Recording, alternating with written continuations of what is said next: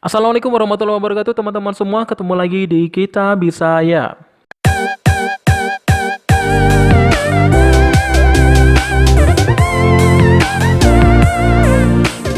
Baik teman-teman semua, kali ini ketemu lagi di soal juga pembahasan untuk kompetensi pedagogik bagi tenaga pendidik ya di part 2. Karena kita kemarin sudah belajar di part 1-nya. Ini sorry saya agak batuk sedikit ya. Dan buat teman-teman yang belum klik tombol subscribe, silahkan klik tombol subscribe-nya terlebih dahulu. Dan juga jangan lupa untuk klik tombol loncengnya. Dan juga jangan lupa untuk like dan juga share video ini kalau memang video ini bermanfaat ya.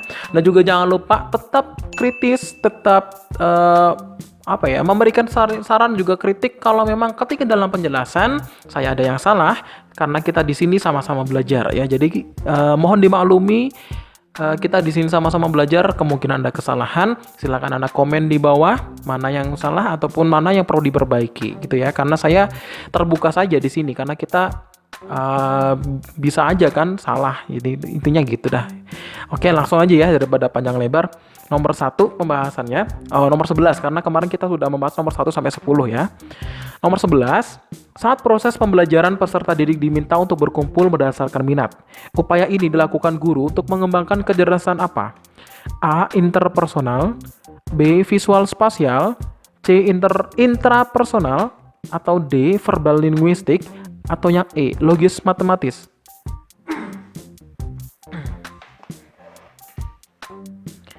Ya, jawabannya adalah yang A ya, interpersonal. Jadi kecerdasan interpersonal itu jadi kemampuan untuk mengamati, mengerti maksud, dan juga mengerti maksud, motivasi, dan perasaan orang lain.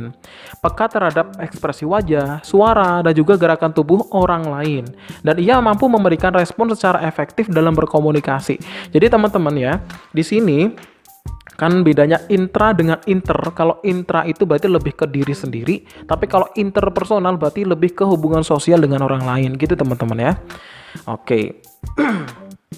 Nomor 12, guru meminta peserta didik untuk menutup mata dan mengenali menyebutkan nama benda dari teksturnya. Hal ini merupakan bagian dari kecerdasan apa? A. Verbal linguistik, B. Naturalis, C. Kinestetis, D. Visual spasial, atau E. Logic matematik.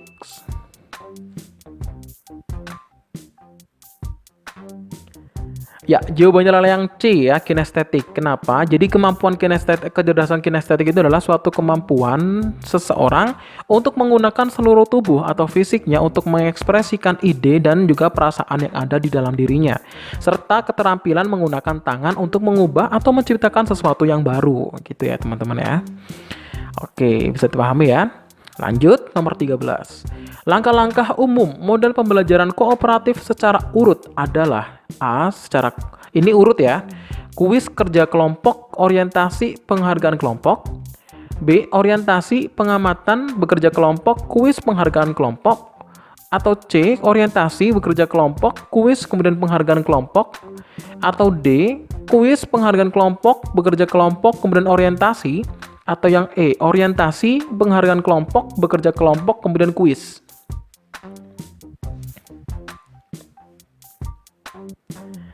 Ya, jawabannya adalah yang C ya. Jadi pertama orientasi atau pengenalan. Jadi di sini adalah menyampaikan tujuan dan motivasi siswa itu adalah masuk ke orientasi ya.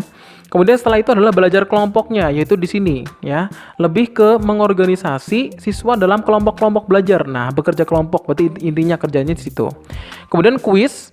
Kuis ini berarti masuk ke dalam ini ya, mengevaluasi hasil belajar. Sebenarnya di sini kuis itu mengevaluasi dan juga membimbing. Ini udah termasuk tanya jawab juga di dalamnya gitu ya. Jadi kuis di sini tuh lebih masuk ke antara D ya. Kemudian nanti setelah D selesai, tanya jawab selesai, nah apakah nanti akan dievaluasi hasil belajarnya ya. Kuis jadi dua-duanya ini masuk. Kemudian penghargaan kelompok ya. Yang terakhir adalah penghargaan. Oke, bisa dipahami ya teman-teman ya. Nomor 14, peserta didik diminta untuk membuat dugaan pada populasi hewan langka yang semakin sedikit. Hal ini termasuk kegiatan untuk mengembangkan kecerdasan apa? A. Naturalis, B. Visual spasial, C. Kinestetis, D. Logis matematis, atau yang E. Verbal linguistik.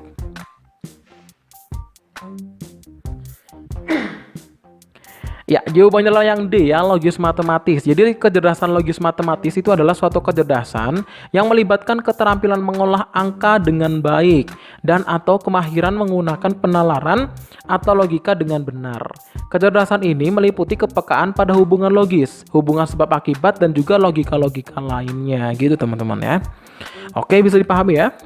Lanjut nomor 15. Guru memberikan penugasan untuk membuat foto dan membuat film pada saat di outing di museum merupakan stimulus kecerdasan apa? A. Naturalis, B. Verbal linguistik, C. Visual spasial, D. Kinestetis, atau E. Logis matematis. Ya, jawabannya adalah visual spasial ya. Jadi kegiatan kecerdasan visual spasial ini itu digunakan untuk mengimajinasikan atau menggambarkan suatu gambar di dalam pikiran setiap individu. Jadi kecerdasan visual spasial itu adalah kecerdasan yang berkaitan dengan kemampuan seseorang untuk menangkap dunia ruang visual secara akurat dan mampu melakukan perubahan-perubahan terhadap persepsinya tersebut. Gitu ya, teman-teman ya. Oke, bisa dipahami? Nomor 16. Peserta didik diminta untuk membuat buku harian sebanyak 250 kata setiap harinya. Merupakan upaya untuk mengembangkan kecerdasan apa? A. Visual spasial, B. Verbal linguistik, C. Interpersonal, D. Intrapersonal, atau yang E. Logis matematis. Ya, jawabannya adalah yang D ya, verbal linguistik. Jadi udah kelihatan banget karena misal di sini peserta didik diminta untuk menulis suatu kata-kata dalam buku harian dia. Jadi kemampuan pada makna dan susunan kata menggunakan kata secara efektif baik secara oral ataupun ucapan ya. Dan juga tulisan ya. Jadi di sini jawabannya lebih ke B ya, verbal linguistik. Oke, lanjut nomor 17. Guru mengajarkan materi geografi dengan menayangkan gambar tempat wisata yang sedang viral. Hal ini merupakan prinsip motivasi apa? A. Relevansi, B. Kepuasan, C. Akurat, D. Percaya diri, atau yang E. Perhatian. Ya, jawabannya adalah yang perhatian ya. Jadi di sini pertama kan otomatis guru akan menanyakan video dulu, ya kan, untuk menanggapi gambar tersebut, kemudian baru nanti tanya jawab tentang gambar tersebut masuk dalam persepsi ya. Jadi perhatian merupakan faktor besar pengaruhnya. Kalau peserta didik memiliki perhatian yang besar mengenai apa yang dipelajari, peserta didik dapat menerima dan memilih stimuli atau memilih stimulus ya, yang relevan untuk diproses lebih lanjut di antara sekian banyak stimulus yang datang dari luar. Seperti itu teman-teman ya. Jadi biasanya kalau misalnya materi kita menanyakan video, nah berarti video harus tampilkan terlebih dahulu baru anak-anak menanggapi. Jangan sampai kebalik ya. Gitu. Oke, nomor 8. Baik, nomor 18. Peserta didik menikmati menciptakan model baru dan hal-hal praktis yang dihasilkan dari pengembangan pembelajaran dan konsep baru mereka merupakan proses berpikir apa? A. Operational concrete thinkers, B. Abstract sequential thinkers, atau C. Concrete random thinkers, atau D. Concrete sequential thinkers, atau yang E. Abstract random thinkers.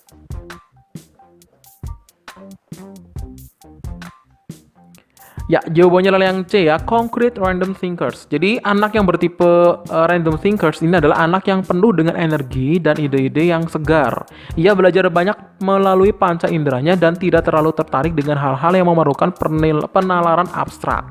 Ciri praktisnya yang diperkuat oleh kemampuannya menerima pelajaran secara acak membuatnya menjadi orang yang penuh dengan ide-ide yang baru. Kesulitannya adalah melakukan hal-hal yang sama sebab baginya hal ini sangat membosankan. Anak bertipe ini cenderung mengalami masalah dengan sistem pengajaran di sekolah sebab ia bukanlah tipe orang yang penurut. Istilah kunci baginya adalah spontan dan nyata. Nah, di sini adalah konsep baru ya. Jadi model-model baru dan hal-hal praktis gitu intinya. Oke, bisa terima ya teman-teman ya. Lanjut nomor 19.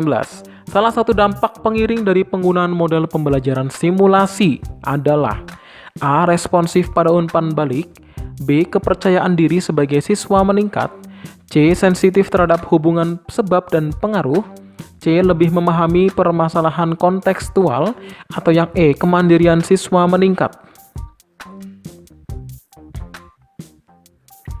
Baik, jawabannya adalah yang B ya. Jadi kepercayaan diri sebagai siswa meningkat. Kenapa? Karena model pembelajaran simulasi yang digunakan sebagai metode mengajar dengan asumsi tidak semua proses pembelajaran yang dapat dilakukan secara langsung pada objek yang sebenarnya. Jadi pada salah satu contohnya adalah simulasi itu gladi resik ya. Jadi yakni memperagakan proses terjadinya suatu upacara tertentu sebagai latihan untuk upacara sebenarnya supaya tidak gagal sehingga kepercayaan diri akan meningkat. Itu maksudnya simulasi. Gitu ya teman-teman ya. Jadi nanti misal ada ujian, ada simulasi ujian nasional, berarti intinya ketika ujian betul nanti tidak terjadi kesalahan atau meminimalisasi lah, intinya seperti itu. Oke, lanjut ya, nomor 20. Model pembelajaran Project Based Cooperative Learning merupakan model pembelajaran yang dipandang menarik karena memiliki format instruksional yang inovatif di mana peserta didik dapat memilih berbagai aspek tugas. Model Project Based Cooperative Learning merupakan model gabungan yang dilaksanakan melalui pengembangan penerapan apa? A. Kooperatif, B. Masalah, C. Project, D. Penugasan, atau E. Kelompok.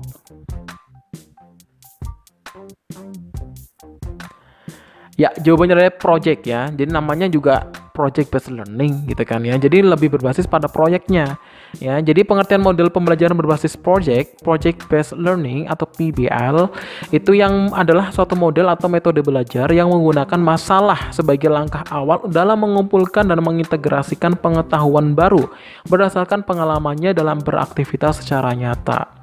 Ya, jadi walaupun di sini ada cooperative learning, tetapi lebih ke model project based cooperative learning ya, lebih ke projectnya seperti itu. Oke, bisa diterima ya teman-teman ya. Oke, ini udah sekian, cukup sekian, nanti lanjut di part 3. Terima kasih atas perhatiannya. Bagi kalian yang belum klik tombol subscribe, silahkan klik tombol subscribe-nya terlebih dahulu, dan juga jangan lupa untuk klik tombol loncengnya, dan juga jangan lupa untuk like dan juga share kepada teman-teman kalian kalau memang video ini bermanfaat ya. Dan juga jangan lupa tetap kritis, tetap memberikan kritik dan saran kepada saya melalui kolom komentar karena kita di sini sama-sama belajar. Terima kasih. Assalamualaikum warahmatullahi wabarakatuh.